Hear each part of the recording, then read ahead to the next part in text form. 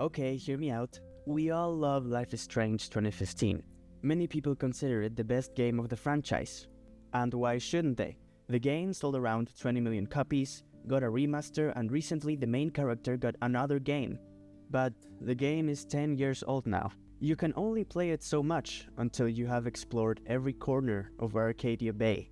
And as much as I like revisiting this game, let's be honest, the replayability of Life is Strange 2015 is very poor. So for years, I searched for a game that could replicate the way Life is Strange 2015 made me feel. But try as I may, I just couldn't find the right one. Oh well, I guess we will never come across another game that is truly worthy of being discussed. Man, I really slept longer on this one than I should have, and I don't really know why. I mean, I knew there was a so-called Life is Strange 2, but I never actually bothered to give it a chance until very recently. Anyway, Life is Strange 2 is better than Life is Strange 1, here's why.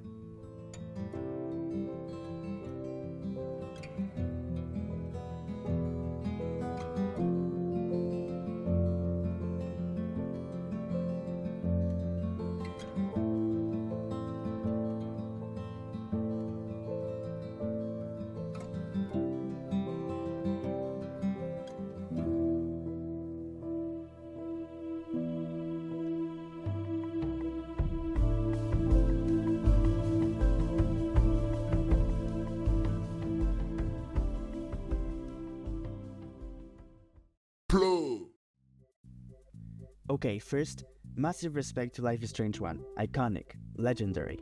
The hella-speaking, time-rewinding, hella cringy but beloved masterpiece that along with The Walking Dead and Beyond Two Souls, basically carried the choice-based genre in the early 2010s. But, if we peel away the nostalgia goggles and compare Life is Strange 2015 to modern games like Detroit Become Human or Life is Strange 2, oh boy, the difference is glaring.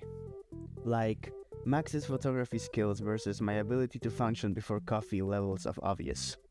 So why am I making this video? Because Life is Strange 2 got done dirty. It is the middle child who got forgotten because the older sibling, Life is Strange 1, was so revolutionary. I literally only heard about Life is Strange 2 last year. And when I played it, mind blown. In this video I will be mentioning and comparing elements such as gameplay and cinematics, as well as some other details that just make Life is Strange 2 a much more complete game overall, in my opinion. So buckle up, grab your wolf bros, and let's get into why Life is Strange 2 is the underrated king of the franchise. Hang on, you've just... No, I like it. This is brilliant, but I like this. So I call this section cinematics, but surprise, I'm actually gonna talk about everything that regards the visuals of the game. We all know and love the art style of Life is Strange 1. The minimalist textures give the game a very particular painting-like appearance. The waves and the wind look like brushstrokes. Every visual element harmonizes with every other element, which is why Life is Strange 1 manages to convey a lot of emotion just through visuals and cinematics. Life is Strange 2 not only maintains this art style, but improves it. Whereas Life is Strange 1 only happens within the confines of Arcadia Bay, Life is Strange 2 presents the story of two brothers traveling across the USA, starting in Washington, going through Oregon, California, Nevada, and Arizona. This means that we get to see big redwood forests, vast deserts, beautiful canyons, and breathtaking snowy forests. Every biome is unique, but somehow the game maintains this iconic art style all throughout. The first game only repeats the same scenarios at different moments of the day. Dorms in the morning, dorms in the night. Blackwell in the day, Blackwell in the night. Booyah! Get it?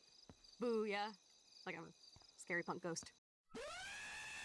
In contrast, every chapter of Life is Strange 2 happens at different locations because the two brothers in the story are always moving. Fun fact time, why did Donut write Life is Strange 2 as a road trip? I have a few fun facts about why the game presents this type of story. Today's intermission is sponsored by Emotional Trauma. According to the game director Michel Kush, otherwise known as Mike King, Life is Strange 2 was inspired by various media focused around road trips and traveling, such as the novel of 1937 of Mice and Men, which was originally found in Karen's room and Finn's tent, but is now being replaced by a magazine of Hot Dog Man. The film of 1986, Stand By Me. Hey, let's traumatize kids on a journey, a classic. The movie Into the Wild of 2007. Nature is beautiful, and also wants you dead. There's also the novel of 1957, On the Road, which is mentioned in Brody's blog post titled On the Edge. I knew Brody was a gooner. Speaking of Brody, My King also revealed that one of his inspirations for the game was the work of a traveling photographer called Mike Brody, which may or may not have inspired the in-game character of Brody. There are probably more references, but the video is getting kinda boring, so let's go back on topic. Every chapter in Life is Strange 2 begins and ends with a cinematic that sets the tone for each episode. Meanwhile, Life is Strange 1 begins with a small montage of the place we're in. I'm going to have to admit something here that is quite obvious. The music in Life is Strange 1 is better than the music in Life is Strange 2, okay? The soundtrack composed by Jonathan Morelli from Sid Meier's just gives a different vibe to Life is Strange 1. The music in the game makes up for the quality of the animations, and while in Life is Strange 2 the animations and facial expressions are superior, the music is just a bit more generic, less iconic. I still think On the Flip of a Coin and Melancholy Hill were perfect fits for the game, but nothing the feat side matters. The undisputed winner in the franchise, in my opinion, by the way, is the score made by Daughter in Before the Storm, but again I'm going on a useless tangent. To wrap this up, Life is Strange 2 is simply more cinematic and movie-like. I prefer its animations and visual effects. Time to go do that work. Say hi, Burn. Many critics of Life is Strange 1 argue that your choices don't really matter, and I sort of agree. Because even if you manage to save Kate, warn Victoria, and help everyone escape during the storm, the last choice in the game overrides every other choice. At the end, the entire game is reduced to one choice, no matter what you did during the game. If we take a look into the choices in Life is Strange 2, things change. Your choices actually matter, mainly in one very particular way. In Life is Strange 2, you play as the older brother, and every now and then you're put into situations that give you the possibility to steal, pull pranks, or lie to others. These choices help you and your brother in the short term, but Life is Strange 2 remembers your actions, much like Red Dead Redemption or infamous Second Son. In a way, throughout the game, Daniel is like your moral mirror. If you pick moral or immoral actions throughout the game, this affects how your little brother Daniel behaves. This honor or morality system is interesting and makes you think very carefully about how you act around Daniel, so that you can be a good influence around him.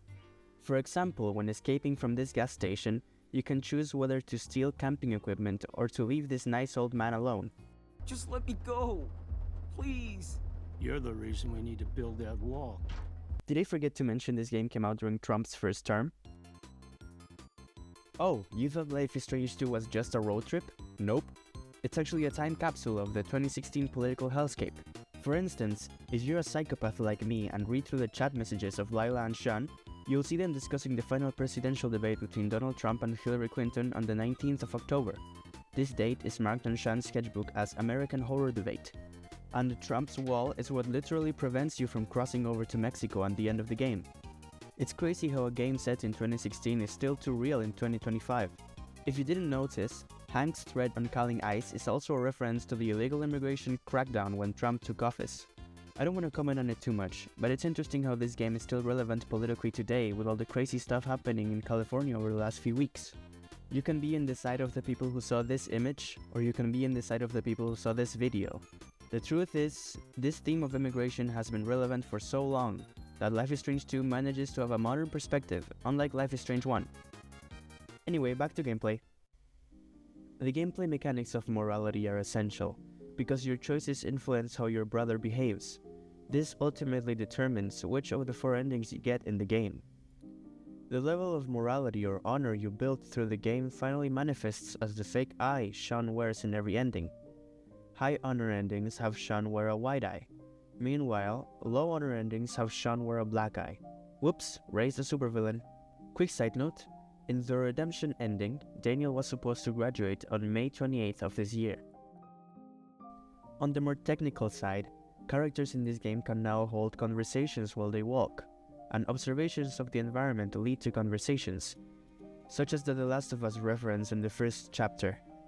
The only downgrade I see regarding gameplay from the first game is the fact that you don't have time travel anymore. So there are no fun puzzles where you use your superpower. Life is Strange 1 is like, oops, messed up, let's redo it 50 times. Meanwhile, Life is Strange 2 is like, oops, messed up, enjoy your trauma, loser. In general, gameplay mechanics are more diverse in this game, which makes it much more engaging and thrilling. Captain Spirit is the free playable teaser of Life is Strange 2. It's a beautiful addition to the game that has a seemingly light-hearted tone, but in reality touches very deep themes, such as grief and substance abuse. It has about 1 hour of playtime, and it's entirely optional, but if you play it, the file loads into your Life is Strange 2 save, and the decisions you made in Captain Spirit carry over to the game. If you complete all of the things in Chris's list, you get to see a pretty cool ending that is truly worth it. Also, there's the hot dog minigame. Peak gaming, 10 out of 10, no notes. The fact that this teaser has so many details in it really tells a lot about the care that was put into the whole project. It really shows in this teaser how Michel Kush was an only son with a single parent. I also like the licensed soundtrack of the teaser, which really sets the tone for the experience. I'm not sure why, but I always confuse the name Captain Spirit with Captain Sparkles. Also, for some reason, Chris and Victoria seem very similar in appearance to me. In this section, I will highlight the care that went into Life is Strange 2, because the game is full of details that can be missed if you're not paying attention. This really goes to show that Life is Strange 2, as the last Life is Strange made by the original studio Dontnod, is made with passion. For example, in the last chapter when you're lighting the sky lanterns with Karen, you can clearly see how one of the lanterns stay behind and the other two remain moving forward together. This visual storytelling represents how you must separate from Karen to continue the story. Another big element of detail is Sean's sketchbook, which has a lot of references and varies its content from chapter to chapter. In the first game, you collected photos from Arcadia Bay, and in this game, you collect drawings Sean can make at different locations in his sketchbook. The journey in the game is also portrayed in Sean's sketchbook, which is the way I found the real-life location of Arcadia Bay. If you line up Oregon's coast and the location of Arcadia Bay in the sketchbook, you can see that the biggest towns close to the location are Tillamook and Garibaldi, and the lighthouse portrayed in the game is actually the one found in Cape Mere. Yes, the lighthouse is real. You can go cry there IRL. Many locations of the first game are based around real-life locations in the north of Oregon. For example, the Two Whales Diner is based around the Blue Moon Diner. Speaking of Arcadia Bay, Life is Strange 2 references the first game in multiple locations.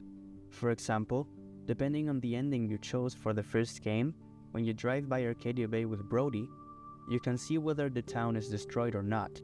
But my favorite scene in the game is when we get to meet with David, Chloe's stepdad. In the last chapter of the game, and again, depending on the ending you chose for the first game, David's dialogue and the items you can interact with inside his place change.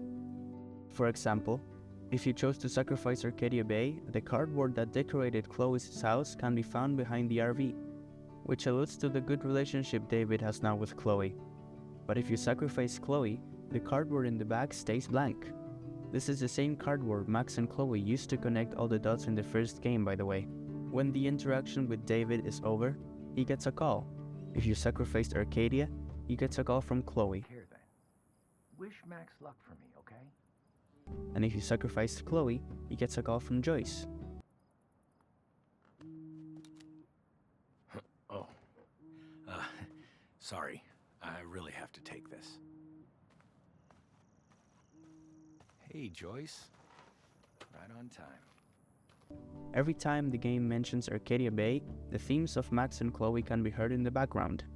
All of this really goes to show the respect and reverence Life is Strange 2 holds to its predecessor. Meanwhile, Life is Strange Double Exposure is like, guys, remember Max? Now buy my merch.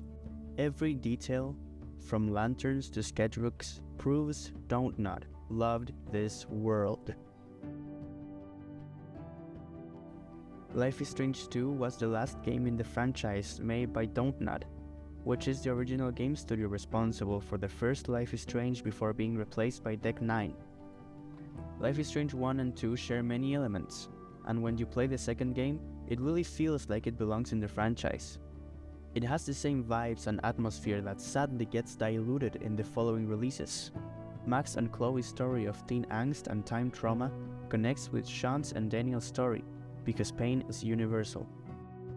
If you like the story of Max and Chloe, you'll surely love the story of Sean and Daniel, because the two stories harmonize and share themes. And if you skip the Life is Strange 2 because no Max and Chloe, you played yourself. That's all I have to say about this great game. Thank you so much for hearing me out. See you in the next drama session.